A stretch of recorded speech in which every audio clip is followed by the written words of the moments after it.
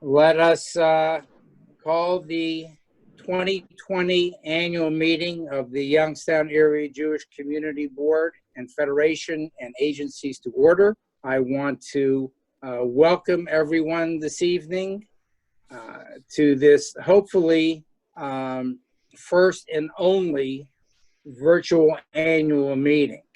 It is my sincere hope that next year we will all be together in person with handshakes and hugs and hopefully no masks. So again, thank you for coming, and we will now get our meeting started. First, I want to introduce and call on Leanne Rich and Elise Skolnick, who are going to give you some of the procedures we're going to follow tonight during the meeting. So Leanne, I'll start with you. Okay, we're going to have a couple of items to vote with, and Elise will be deploying a poll. If you have any questions, you can use the chat feature. We'll be monitoring that, and if when the voting comes up and we call for a motion or a second to a motion, also just use the chat, and you can just type in "so move" or "second," and we will just pull the first person that types it in for the minutes. And if you want to read the documents that will be referenced here, the minutes, the code of regulations, and the nominating report, you can grab them on the jewishyoungstown.org website under the About Us tab. All of them are there, and we will put that link in the chat as well. Okay, thank you very much, Leanne. We're going to go right into, initially, as it shows on the agenda on your screen, our business part of the meeting. If everyone, again, I hope you've had the opportunity to read some of the documents. They were posted on the Federation website. I think there was a blast email that went out yesterday reminding, with links of reminding people how they can go onto those documents if they so desired. So our first order of business is the approval of our minutes of the May 29th, 2019 annual meeting. And I would ask for a motion from the floor. Again, this is where we use that chat feature to move to accept the minutes of last year's annual meeting. And then I will also ask for a second. And again, Elise and Leanne will track that.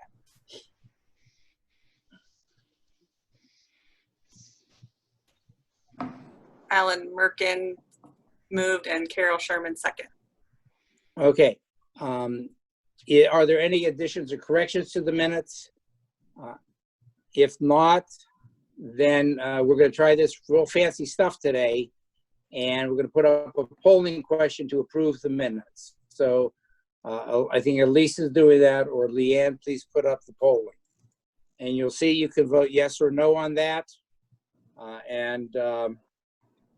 You'll just tap it and then submit it. And then we will have an almost instantaneous result.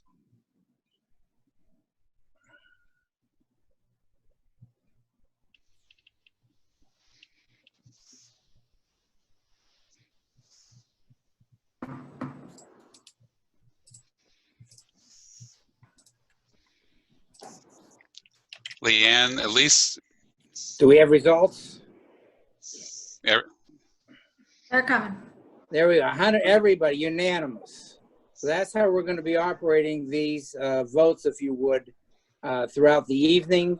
Again, there's only a couple more items we actually have to vote on, but the first one at least worked.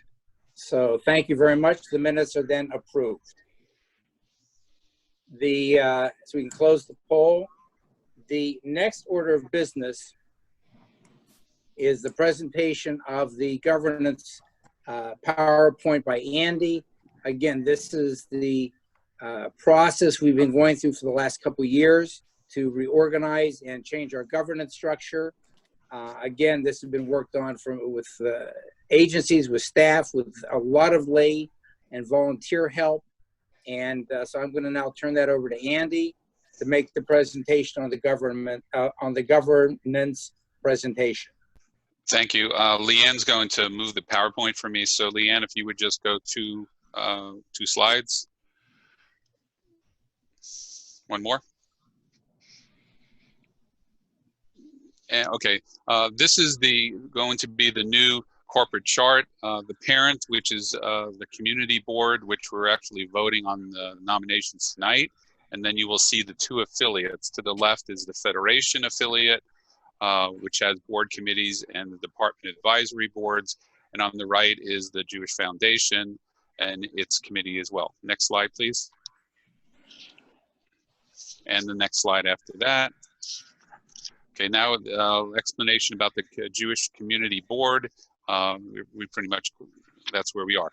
Okay, so this board is comprised of 5 to 7 members. Actually, tonight we're going to be nominating 6 members. It has 3 committees, as you can see: Nominating Committee, Allocations Committee, and Dispute Resolution Committee.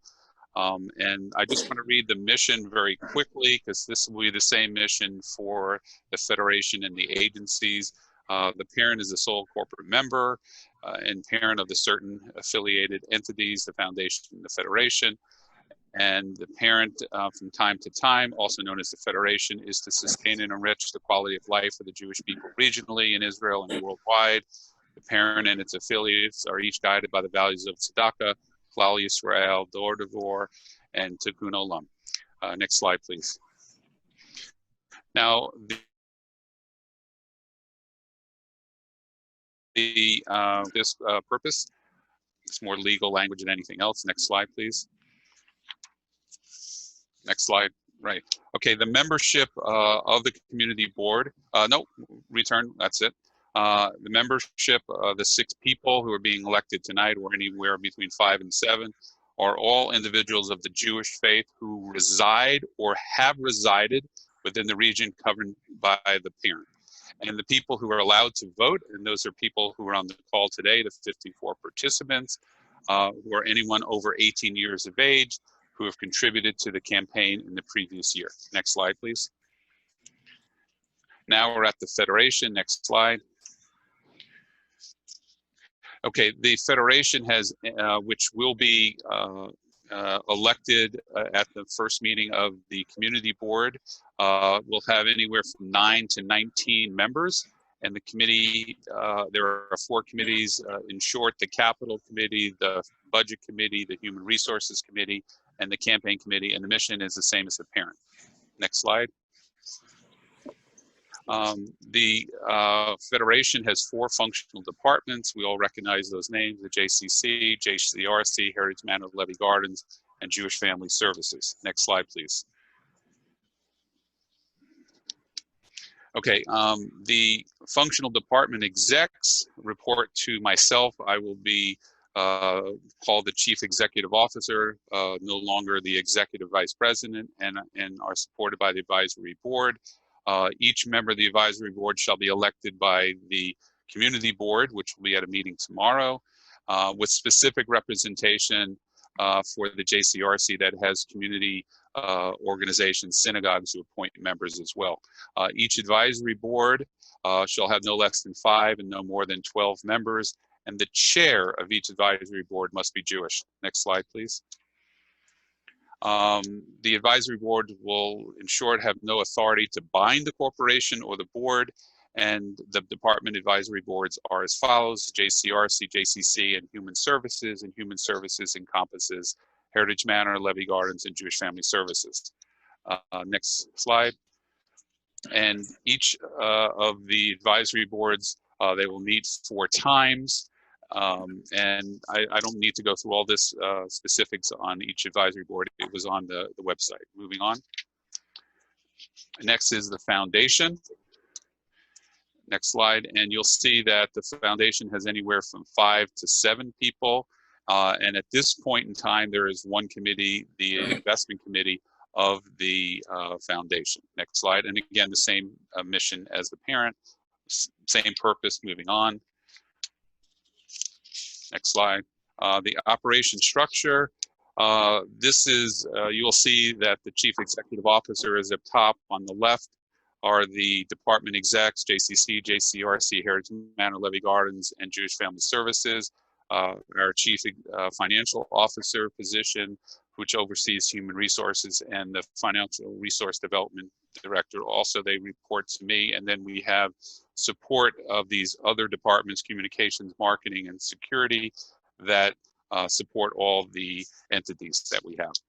And next slide. This is the responsibilities of myself, that I also have the authority to manage the day-to-day operations of the corporation and supervise the executive directors of the other entities. And that's it. I promise to be very short. If there's any questions, we could take them in the chat function. Okay, anybody who has questions, if you want to put them in the chat, and then we can have Elise communicate those over to us so that we can give you an answer. We'll give you a few moments for that. And so just give me a heads up, Elise, whether we're seeing anything or not. Again, this has been vetted through a governance task force, through the number of committees, through the Federation Board. It's been a long process. And again, just for clarity, the purpose for the restructuring is several years ago, we recognized that we needed to protect our endowments, that we have a significant amount of money that we have in endowments, and we had to look at our governance structure to make sure that those are protected. And so the reason for the structure of the community board and then having a federation board and foundation boards underneath that, again, is for that protection and for those purposes. So,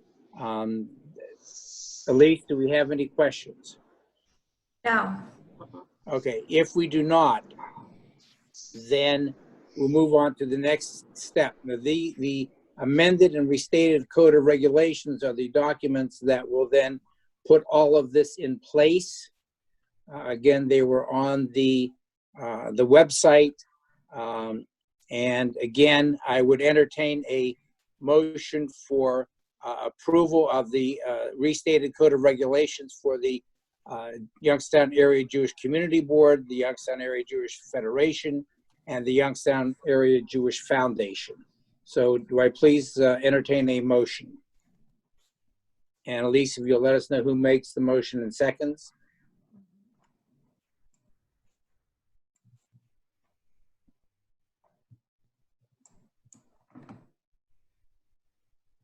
Again, through the chat function, do we have a motion, Elise? Bruce Sherman, so moves.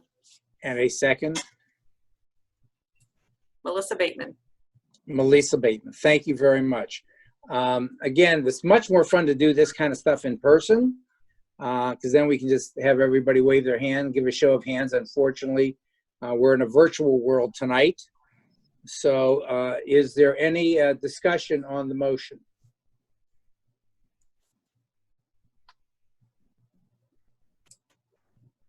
Any discussion, Leanne? I haven't seen any. Nope. Okay, then we will again ask for a vote on this motion. We have again, the polling function, please bring it up. And do you approve of the proposed amended restated Code of Regulations as presented? Again, vote either with your yes or your no.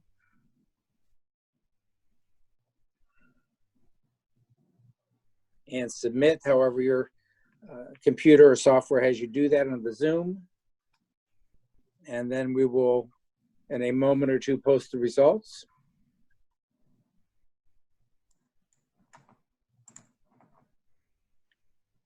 And they pass. So again, I thank everybody. Again, this was a lot of work by a lot of people to get here, and I appreciate your support.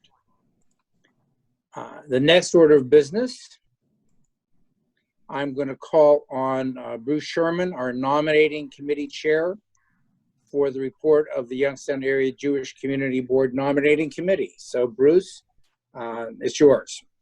Okay, the nominating committee has come up with a list of names to serve, as you see on your screen, for a 3-year term, Richard Marlin and Susan Schwabel-Epstein. For a 2-year term, Lee Birdman and Sam Shapiro, and for a one-year term, Myra Benedict and Bruce Sherman. We'd like a motion to elect this slate to the terms shown for the Youngstown Area Jewish Community Board.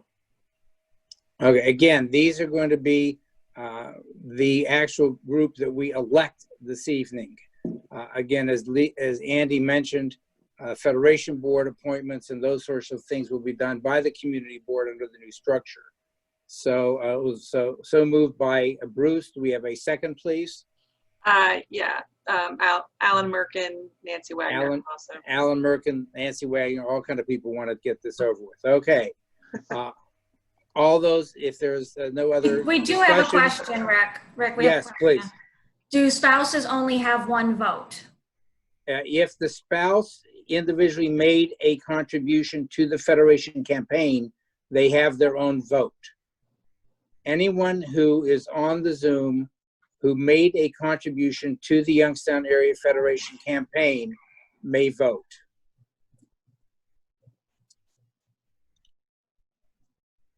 Again, now can we bring up the polling, please? And we're counting on people being honest.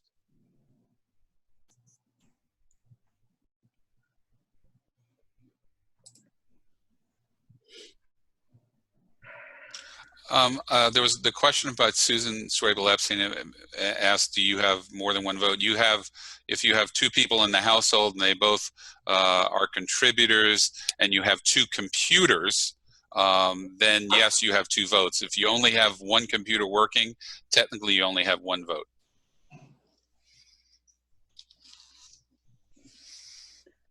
Oh, the world of technology, isn't it great? So Hopefully- if employees are not donors, Are not- would they not then vote, not respond? Andy, I believe if they made a donation to the campaign, they may vote. Is that not true? If they're Jewish and they made a If they're commitment Jewish to and they live, made it. yes, they can vote. Again, new stuff we're dealing with the first time with some of these. Okay. Alavai will be easier next year when we're in person, knock on wood. And we can make those people that aren't allowed to vote leave the room or something, you know. Okay, do we have Yep. a total here? Okay, and so they have now passed, and there were, again, some abstentions there. That's perfectly appropriate. And again, I thank everybody for that, and I congratulate those members of the community board. Wish them well, because again, this will be, while the community board has been functioning as a part of the whole with the Federation board, now we have truly delineated it, and they will be operating as they're supposed to be operating throughout. So again, I thank those who agreed to serve and congratulate those who were subsequently elected to serve. So again, thank you all very much for that. Now we get into some of the at least enjoyable stuff, I hope. Excuse me. We have a number of awards that and people that we recognize at our annual meeting, and this is a very pleasurable part of the evening. Our first recognition and award is the Abe Harshman Leadership Award, and this year's recipient is Melissa Bateman. Melissa is, again, our 2020 recipient. This award is given out annually at our annual meeting to an individual who showed leadership and service to the Federation and its affiliated agencies. In her 5 years as a volunteer for the Federation and its agencies, Melissa has held several leadership positions.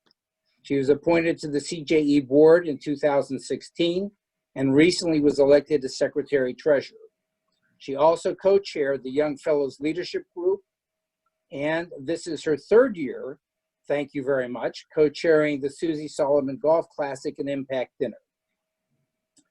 In 2016, she was also elected to the JCC board and will be stepping into the chair or the presidency of that advisory board this year. So Melissa, thank you and congratulations. Also, Alyssa has been married to Aaron for 13 years. They have 3 children, Tress, Blythe, Ezra, and they live in New Middletown, Ohio. Again, Melissa, congratulations. Do we get Melissa up? Is she with us this evening? Yes. Yes, thank you so much. I really appreciate it. I love everything I do with the Federation and its agencies and the JCC, and I really appreciate this award. Thank you very much, Melissa. Mazel tov. Thanks. And those are some of the previous recipients of this recognition. Now it's my distinct pleasure to call on Dr. Marilyn Davis to present the Esther Marks Memorial Volunteer Service Award posthumously to our late good friend, Neil Yutkin, and it's being accepted by his uncle, Ronald Cohen. So I will turn this over now to Marilyn. Thank you, Marilyn. Can you hear me? We have you. Okay, the 2020 recipient of the Esther Marks Memorial Volunteer Service Award is Neil Yutkin. Sadly, Neil passed away in March. This award is being given posthumously. The Marks Award is given in honor of my mother, Esther Marks, who lived her life with a Jewish heart and with passion. She understood tzedakah, justice, and righteousness. My family created this award to encourage others to follow in her footsteps and to honor those who have done so. Neil's cousin, Heidi Solomon, said he was a gentle soul with a huge heart, that he was genuine and caring, a true mensch. She added that he is an appropriate choice for this award because he took his role as a volunteer very seriously. Neil was involved in every aspect of temple life at Oath Tzedek. He was president, program director, ran the office, dealt with the many physical plant issues they faced, helped with all the religious services, and arranged for most of the Kiddush luncheons. Most importantly, says Sandy Kessler, he stayed in touch with virtually all of their congregants by calling them frequently. He was a dedicated member of the Jewish Community Relations Council, as well as virtually all of its working subcommittees. He opened the JCRC booth at the Campfield Fair every day each year and was a key volunteer in Mitzvah Day celebrations. Neil was raised in Youngstown, the son of Morris Moe, a longtime entrepreneur, and Edith Yutkin, a teacher in Liberty. He is survived by his uncle Ronnie Cohn and many cousins and extended families. Neil graduated from Ohio University and his professional career spanned 30 years with the Ohio Department of Jobs and Family Services, Unemployment Services. May Neil's memory forever be for a blessing. Thank you, Marilyn. Again, we have, yes, Ann. Okay. We have some comments from Neil's uncle, Ron, and I would like to read those for him now. Life is full of ironies. Neil took his last breath at the same hospital where I took my first breath more than 86 years ago. I was a Youngstowner until I left for college. Neil was a Youngstowner all his life. He loved this town and did not keep it a secret, constantly keeping me informed of new projects, the fate of the Penguins, and whatever interesting was happening. Neil was also a great family member and remained close to his uncle, aunt, and cousins in Cleveland, regularly calling to check on everyone's health so he didn't miss any Mishaberachs. When he made frequent trips to Cleveland to pick up kosher food, he would usually manage to spend a couple of hours at our house. He also would call me every Sunday during football season. He wanted to know who was on my fantasy team so he could root for my players. Above all, Neil was a great Jew, devoted to his synagogue, Oath Tzedek, the Federation, and all things Jewish. Judaism was a part of his life, and if he is watching from heaven, he will be both proud and humbled. I feel extremely honored to participate in this event, and thank you for listening. And an appropriate recognition for Neil, and certainly a loss to our community. May he be a blessing. Thank you, Marilyn.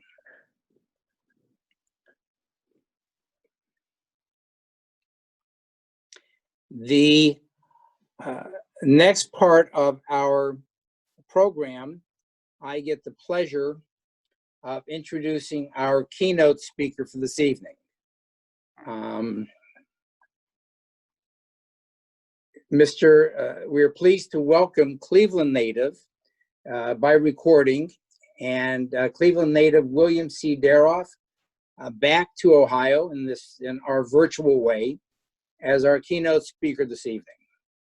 William is the CEO of the Conference of Presidents of Major Jewish Organizations. In that capacity, he is the senior professional guiding the conference's agenda on behalf of 53 national member organizations, which represent a wide mosaic of American Jewish life. I can only imagine the challenge of guiding 53 Jewish organizations what it's like.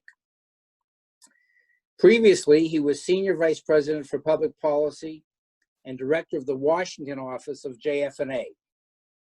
William is well regarded in the Jewish community and is a key player in policy circles, advising policymakers and elected officials on Jewish communal concerns. He was named by the Forward newspaper as being one of the 50 most influential Jews in America. The JTA News Service named him the most influential person in the world on Jewish Twitter. Israeli Prime Minister Benjamin Netanyahu was number 2. He and his wife Heidi Kreiser Daroff are the parents of 2 teenage daughters. It is my pleasure, and please join me in welcoming William Daroff.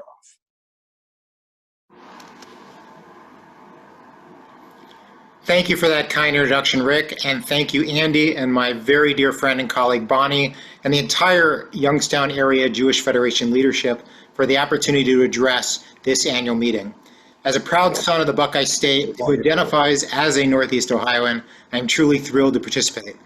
I'd be remiss if I didn't start by saying Mazel Tov to Rick on concluding his term as Federation President, and Mazel Tov to Susan Schwiebel Epstein on succeeding him. Mazel Tov as well to all who are being honored with awards, Melissa Bateman, who's received the Abe Harshman Leadership Award, as well as Neil Yudkin, may his memory be for a blessing, the recipient of the Esther Marks Memorial Volunteer Service Award.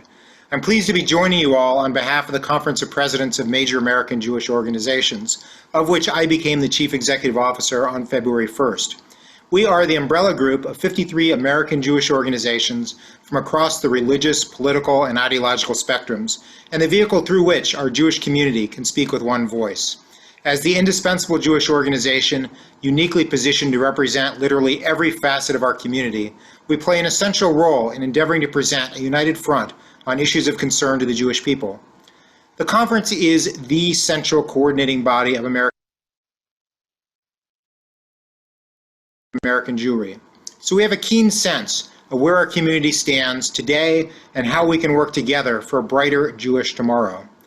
I do not have to tell all of you that we are living through an unprecedented time that brings with it many unique challenges that are felt worldwide.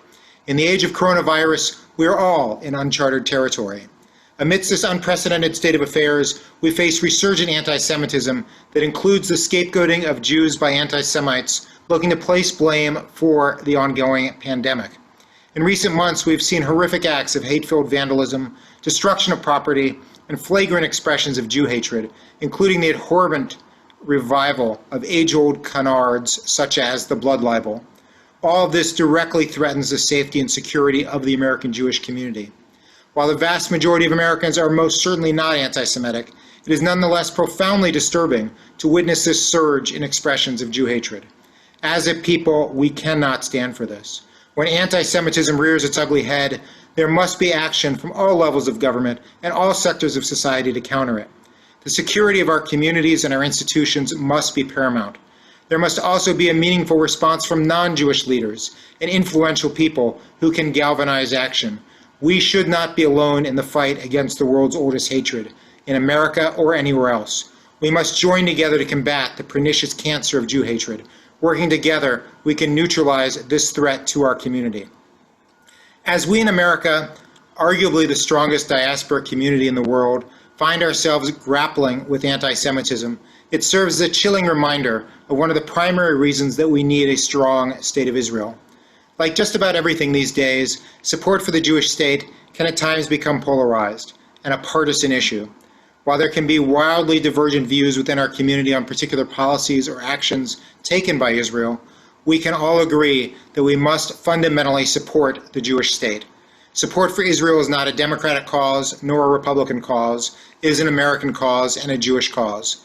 The abiding and bipartisan support of our community for Israel has strengthened the critically important U.S.-Israel relationship for decades, and for the sake of the Jewish people, it must continue for generations to come. As we have settled into this new normal of the novel coronavirus, it has become clear that there are now novel challenges to how we can live and organize as Jews. In the face of these challenges, we will do what we have always done throughout our long history as a people. We will adapt, we will survive, and we will thrive. My synagogue and many synagogues across the world are experiencing record turnouts in their levels of engagement through video conferencing platforms like Zoom. Jewish organizations are finding new ways to deliver their services so they can continue to build their constituent sense of community when it is needed most. As we work within the limits and realities of our present circumstances, we must develop and encourage on-ramps for Jewish engagement that meet our people where they are. If we can turn them on to Judaism through Torah, I say kol hakavod. If it is through social action and political engagement, I also say kol hakavod. If it is by reading Jewish authors or watching Jewish movies or celebrating Jewish sports stars, kol hakavod. And of course, if it is by working to foster and support our Jewish communities through the Youngstown Federation and the other 145 Jewish federations across North America, I say again, kol hakavod. We are a stronger people if we provide a Jewish umbrella through which Jews can express themselves. I encourage you to join me in finding ways to craft a better future, to build a stronger community, and do all that we can do to ensure that the Jewish future is strong and vibrant.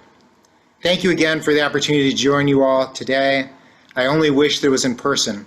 As they say, next year in the Mahoning Valley. Thank you again, and b'hatzlacha to Susan as she begins her term as your Federation President. Thank you, Mr. Daroff, and I think that it's a message we can all take to heart. Not an easy task that he has. Leanne, if you can take off the slide so at least I can have a chance to maybe see everybody who's out there. If there's a way we can go to that, that's better. I've been staring at blue screens and can't see what anybody else is saying, so now I get to see all of you a little bit better. Thank you.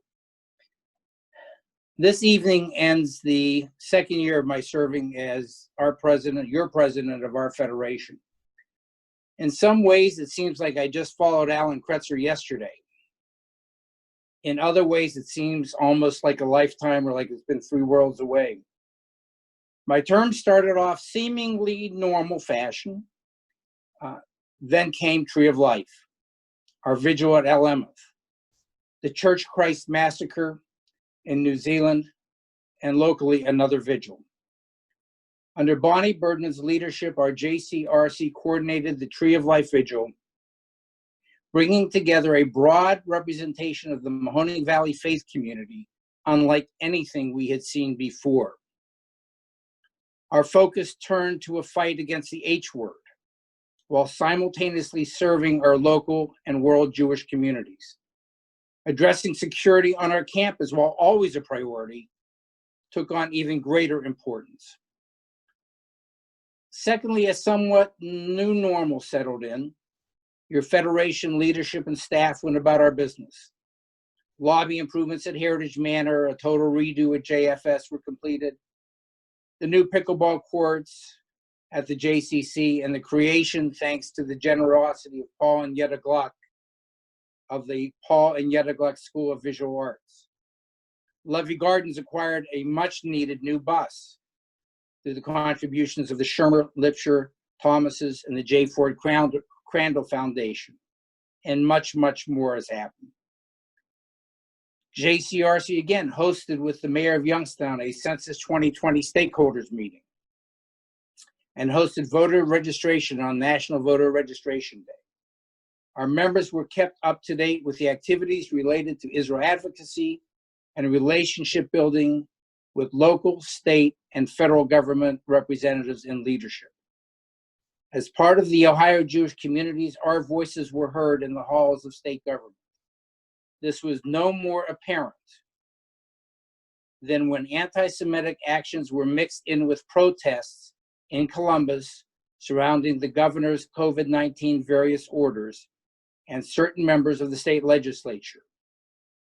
Through our advocacy, these events were called out and acted upon.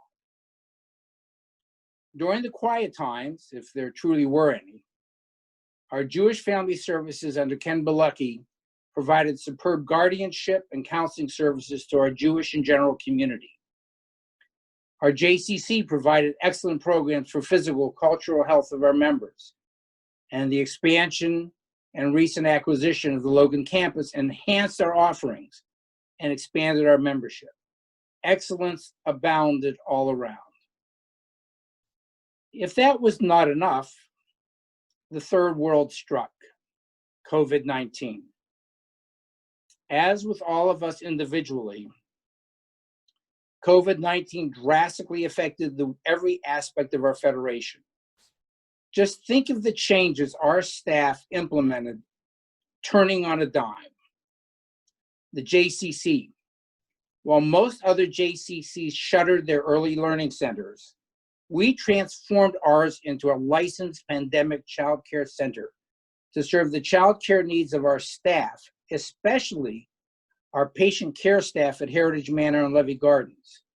We were also able to provide services to other health care providers in the community. JFS, in cooperation with the JCC and Heritage Manor, moved our Meals on Wheels program to the JCC and, through Direction Home of Eastern Ohio, began providing meals to over 750 recipients throughout the region. Also, counseling continued, utilizing telehealth services to maintain our connections with our clients.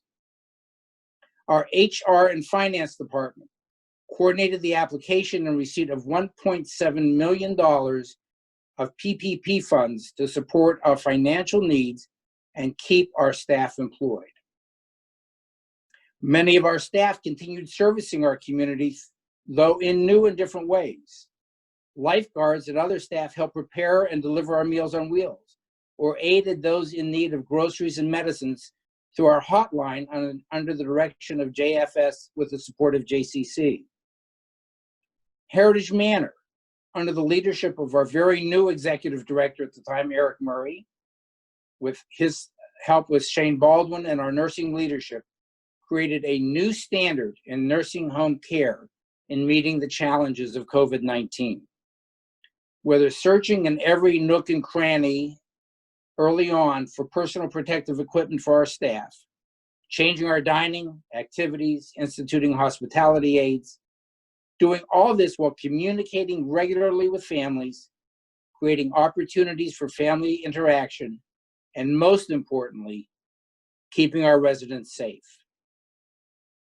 Levy Gardens, under the direction of Sarah Miller, had a similar challenge of quarantining our tenants while providing one-on-one interactions to keep them safe and content. The JCC, as noted above, had additional challenges. How does one continue to provide programming? Plan for camp, not knowing if you can even have a camp program. How do you plan for the Logan campus? Will we even be able to open or allowed to open either program? Under the leadership of Mike Rawl and his staff, not only were plans made, all those programs and both programs of camp and swimming are in full swing and meeting or exceeding state and federal guidelines for camps and swimming pools. Our FRD director, Lisa Long, along with Federation staff, implemented an emergency campaign that has raised approximately $250,000.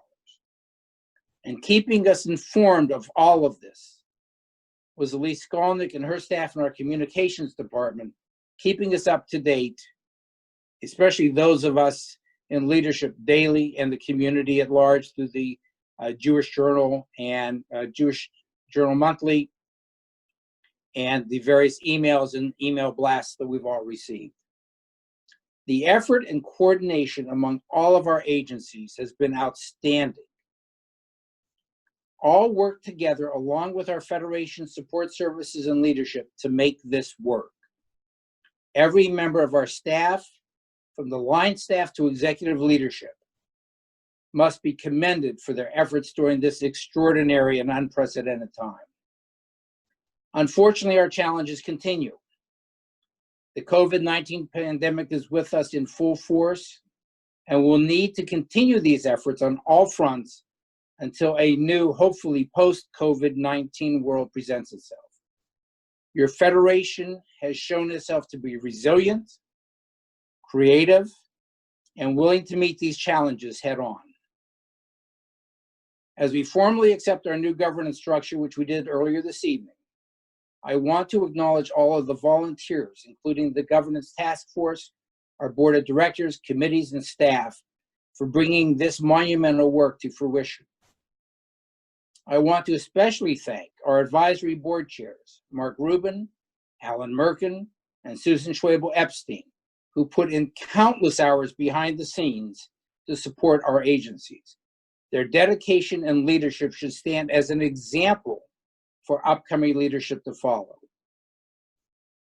There is one factor to ensure the future of our Federation. It is the need for new, and dare I say younger, leadership to take our community forward.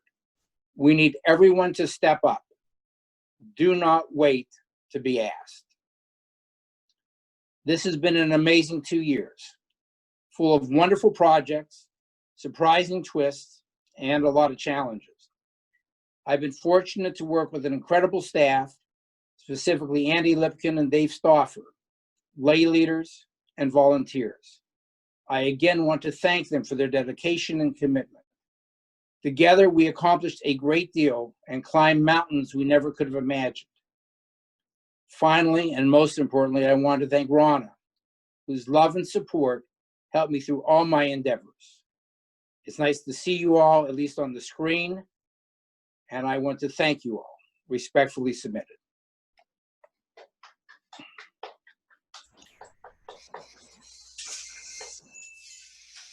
Thank you. Now, the only business left of the meeting are a couple of announcements.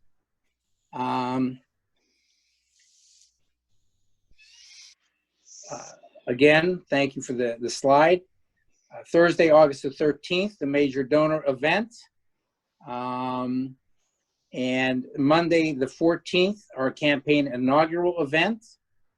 And please do not miss, and if you can, come to golf and contribute on the 17th of September. It's still in play, as they say, the Susie Solomon Golf Classic. With that, the business part of our meeting is over. I guess I would call if there's any good and welfare, and if Leanne, if you want to give anybody a chance to say anything or not. Otherwise, we will be adjourned.